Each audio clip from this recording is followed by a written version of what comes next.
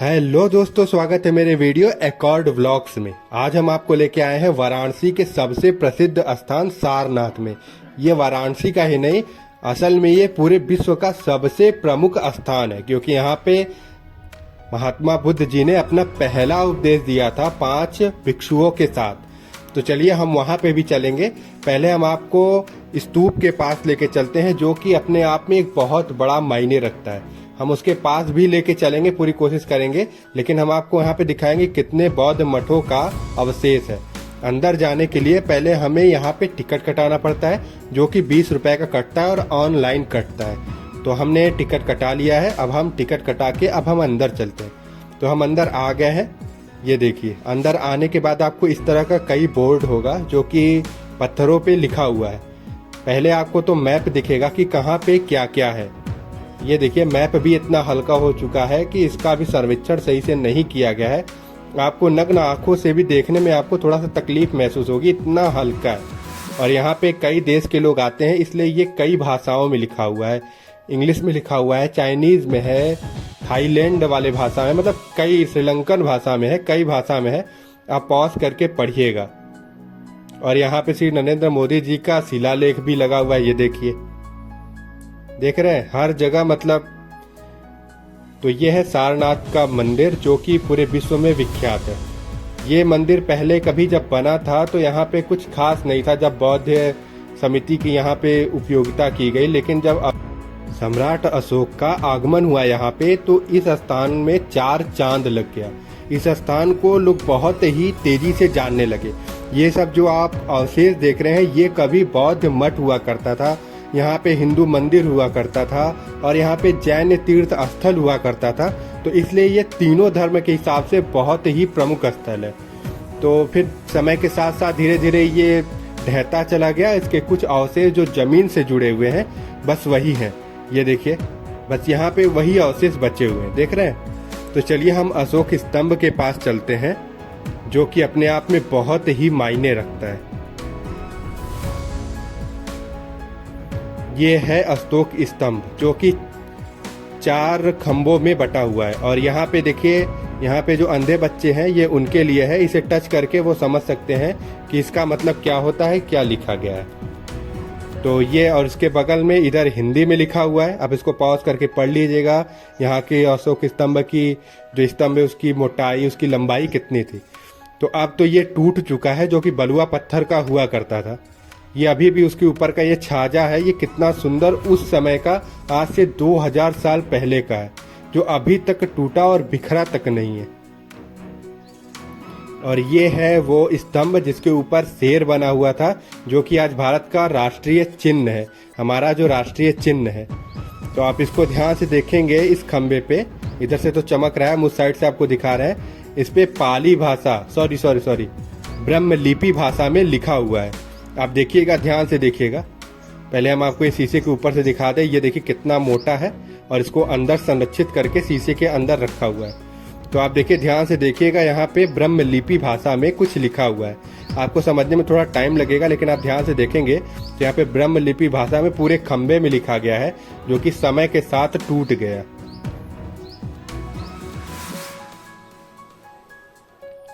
तो ये देख रहे हैं, ये भी बौद्ध मंदिर हुआ करता था मठ के अंदर का, जो कि समय के साथ टूट गया, और उसके कुछ ऐसे ही अवशेष बचे हुए।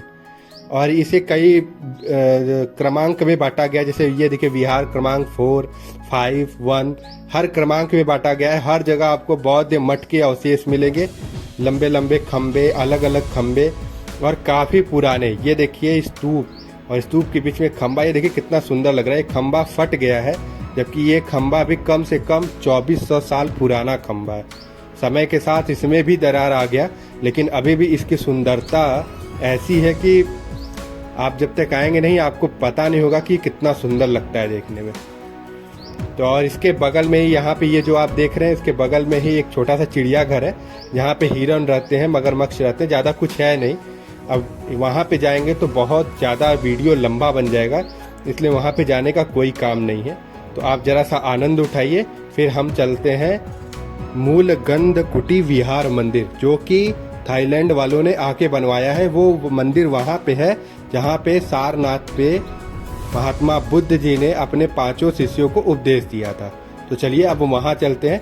ये देखिए कुछ अवशेष हैं जो कि करीब करीब 3000 साल पुराने, फिर अशोक के समय, सम्राट अशोक के समय के कुछ ऐसे अवशेष हैं जिनको यहाँ पे जुटाकर रखा गया है। आप देखिए यहाँ पे एक से एक अनोखी और सुंदर कलाकृति के साथ इसको यहाँ पे रखा गया है।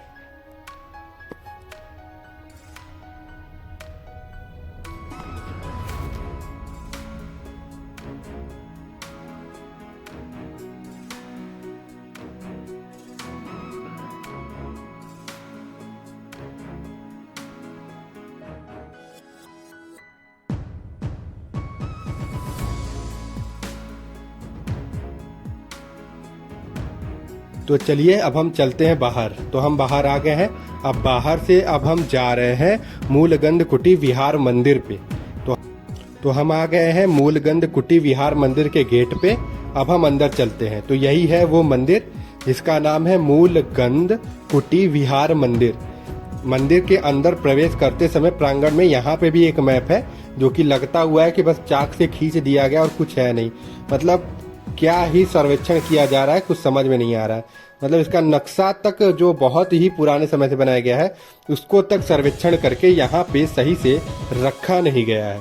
देख रहे हैं ये मंदिर, देखिए दूर से कितना सुंदर लगता है। ऐसा कहा जाता है कि इस मंदिर को श्रीलंकाई महाबोधि सोसाइटी ने बनवाया था।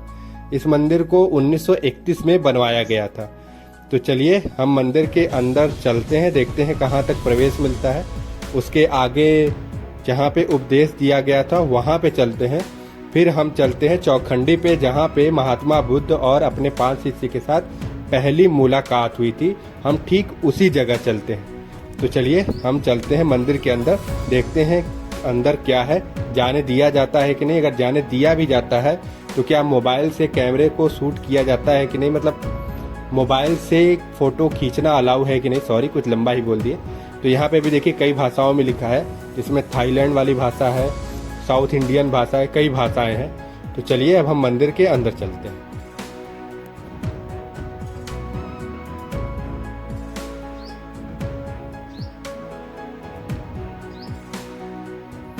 तो हम मंदिर के अंदर प्रवेश कर गए हैं। ये मंदिर के अंदर कुछ ज़्यादा डिजाइन तो नहीं है, लेकिन यहाँ पे नीचे एक निर्देश लिखा गया है कि कृपया करके मंदिर में टोपी ओपी पहन के न जाए। मंदिर में आप जब जाएंगे तो यहाँ पे एक बड़ा सा घंटा है, बीच में लटका हुआ नहीं है घंटा, लेकिन उसका एक डिज़ाइन है जिसपे कि कौन सी भाषा में लिखा हुआ है हमको भी नहीं पता। देखिए बीच में खाली है। तो चलिए हम अंदर चलते हैं, देखिए अंदर मोबाइल ले जाने देता है कि नहीं। यहाँ पे तो मुझे लगता है कि मना कर देंगे। हाँ, इन्होंने मना कर दिया कि अंदर मोबाइल ले जाना मना है। अंदर का दृश्य कुछ ऐसा ही है। तो चलिए हम बाहर आ गए हैं। जब मोबाइल ले जाना मना है तो हम कैसे दिखाएं आपको। तो अब हम आपको लेके चलते हैं उस जगह जहाँ पे महात्मा बुद्ध ने अपने 5 शिष्यों को ज्ञान प्राप्त दिया था, जहाँ पे उन्होंने अपना पहला उपदेश दिया था। इस हिसाब से ये पूरे विश्व का एक अनोखा तीर्थ स्थल है, जो कि पूरे बौद्ध धर्म में सबसे अनोखा तीर्थ स्थल है। तो चलिए अब हम अंदर चलते हैं। इसी जगह महात्मा बुद्ध ने दिया था। तो चलिए हम अंदर चलते हैं। यहाँ पे देखिए कुछ आवश्यक सूचना लिखा गया है कि यहाँ पे शांति बनाए रखें, हल्ला न मचाएं, फूल पत्ती न तोड़ें। ये तो जरूरी है भाई, किसी चीज़ की साफ सफाई रखना ये हमारा परम कर्तव्य है। तो चलिए अब हम अंदर चलते हैं। ये डिज़ाइन जो आप देख रहे हैं, ये डिज़ाइन तिब्बती डिज़ाइन के नाम से जाना जाता है। इसे तिब्बती मंदिर के नाम से भी जाना जाता है। वो घंटा देख रहे हैं बहुत बड़ा है, वहाँ पे भी चलते हैं, पर वहाँ पे हम लास्ट में चलेंगे। पहले हम अंदर चलते हैं जहाँ पे महात्मा बुद्ध जी ने उपदेश दिया था। और इसका मंदिर का डिज़ाइन देखिए, ये बौद्ध धर्म वालों ने बनवाया है जो तिब्बत के रहने वाले थे, जो मंक बोले जाते हैं, वही लोग बनवाए हैं इसे। तो ये वो स्थान है। देखिए यहाँ पे दिख रहा है कि महात्मा बुद्ध ऊपर बैठे हुए हैं और 5 शिष्य नीचे हाथ जोड़कर बैठे हुए हैं और वो अपना पहला उपदेश दे रहे हैं। देख रहे हैं आप कितना सुंदर दृश्य बनाया गया है यहाँ पे।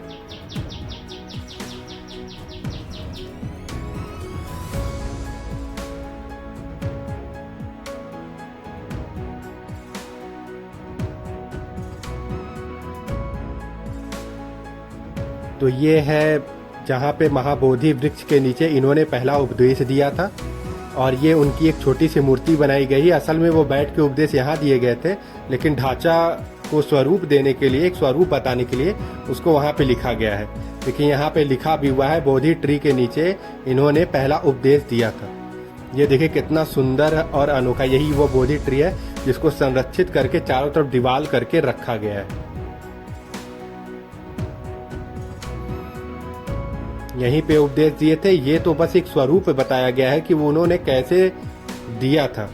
तो चलिए अब हम चलते हैं यहाँ पे अन्य भाषाओं में, कई भाषाओं में यहाँ पे जब आएंगे तो करीब करीब 36-37 भाषाओं में लिखा हुआ है कि वो उपदेश कैसे दिए थे, वो क्या करते थे, क्या नहीं करते थे, वो सब कुछ इन पे लिखा हुआ है। हम आपको हिंदी वाले पे भी लेके चलेंगे, वहाँ पे आप पॉज करके पढ़िएगा कि इसके अंदर की पूरी कहानी क्या है।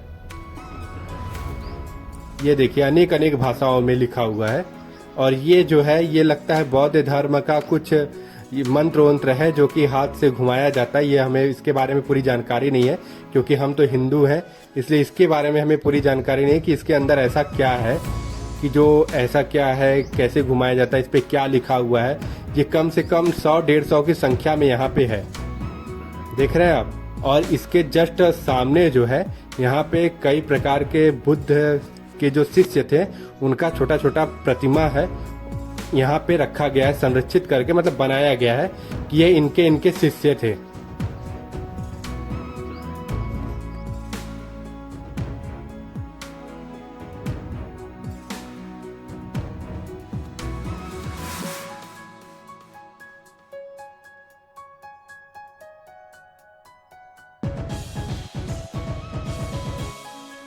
तो ये देख रहे, ये मंदिर के चारों तरफ ये ऐसा ही बनाया गया है। तो ये मंदिर के ऊपर में कुछ इस तरह की कलाकृति की गई है जो समझ में नहीं आ रही कि ये कलाकृति क्या है।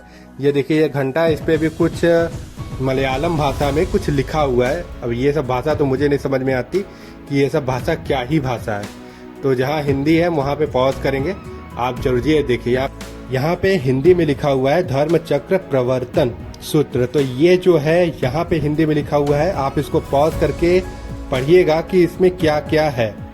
तो सारी जगह तो कई भाषाओं में है, यहाँ पे हिंदी में लिखा गया है। और ये देखिए बहुत बड़ा सा घंटा है जिसको कि शायद 1901 या 2 में लगवाया गया था। ये भी तिब्बतियों के द्वारा लगाया गया था। और इस घंटे पे न जाने कितने भाषाओं में क्या क्या गुदवा के रखा गया है। और इस पे कभी घंटा वंटा शायद बजता है, हमको पता नहीं ये कब बजता है, लेकिन ये बहुत बड़ा घंटा है। और इस पे बहुत सारी भाषाओं को उल्लेखित किया गया है और बहुत ही स्पष्टी और सुंदरीकरण के साथ। इसको जब आप पास से देखेंगे ना तो आप 10 मिनट तक तो पहले देखते ही रहेंगे कि कितना बढ़िया नक्काशी और कितनी न जाने कितनी भाषाओं के साथ यहाँ पे सुंदर सुंदर शब्द लिखे हुए हैं।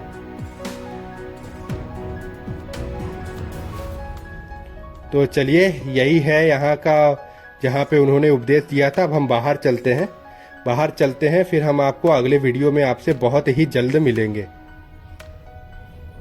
तो आपको एक नज़र दिखाते हुए चले, जो कि तिब्बती मंदिर के नाम से भी जाना जाता है। तो चलिए अब हम आपको चौखंडी पे लेके चलते हैं। तो चौखंडी पे जाने के लिए भी आपको टिकट कटाना पड़ेगा और हम यहाँ पे टिकट कटा लिए हैं। ये वही स्थान है जहाँ पे महात्मा बुद्ध और जो 5 शिष्य इनके जो थे, यहीं पे उनकी पहली मुलाकात हुई थी।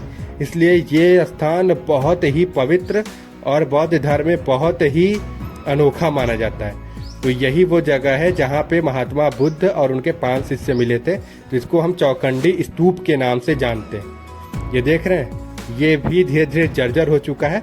और ऊपर ये जो देख रहे हैं, यहीं पे इन लोग की पहली समिति भी हुई थी, पहली बौद्ध समिति भी यहीं पे हुई थी।